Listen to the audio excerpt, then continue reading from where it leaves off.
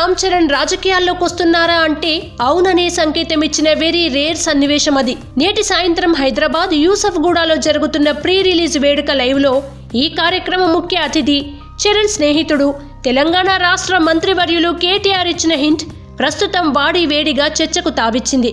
వేదికపై తనతో పాటే ఉన్న megastar Chiranjeevi, mega power star Ram Charan ఇద్దరిని పొగిడేస్తూ కేటీఆర్ ఓ ఆసక్తికరమైన ఎక్స్ప్రెషన్ ఇచ్చారు. వినయ విధేయ రాముడిగా వస్తున్న రామ్ చరణ్ ఈ వేదికపై మా రాజకీయ నాయకుల కంటే అద్భుతంగా మాట్లాడారు. అతడికి మంచి భవిష్యత్తు ఉంది, అందుకు ఇంకా టైం ఉంది, కొంత టైం ఉందిలే అంటూ చెలోక్తిగా సరదాగా మాట్లాడేశారు. ఓ రకంగా భవిష్యత్తులో బాబాయ్ జనసేనాని పవర్ స్టార్ పవన్ కళ్యాణ్కి అండగా చరణ్ రాజకీయాల్లోకి వెళ్లే ఆస్కారం ఉందన్న సంకేతాన్ని ఇచ్చారు కేటీఆర్. కేటీఆర్ తో చరణ్ ఎంత సన్నిహితంగా ఉంటారో, ఆ ఇద్దరి మధ్య స్నేహం ఎలాంటిదో అందరికీ ఈ వేదిక గొప్పగా క్లారిటీనిచ్చింది.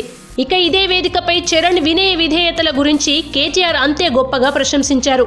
తండ్రి నుంచి వచ్చిన వినయం విధేయత చరణ్ కి అలంకారమని, దాంతోనే అతడు మనసులు గెలుచుకున్నాడని కేటీఆర్ ప్రశంసించారు. వినయ విధేయ రామ పెద్ద విజయం సాధించాలని కేటీఆర్ ఆకాంక్షించారు. స్నేహితుడు రామ్ చరణ్కి శుభాకాంక్షలు తెలిపారు.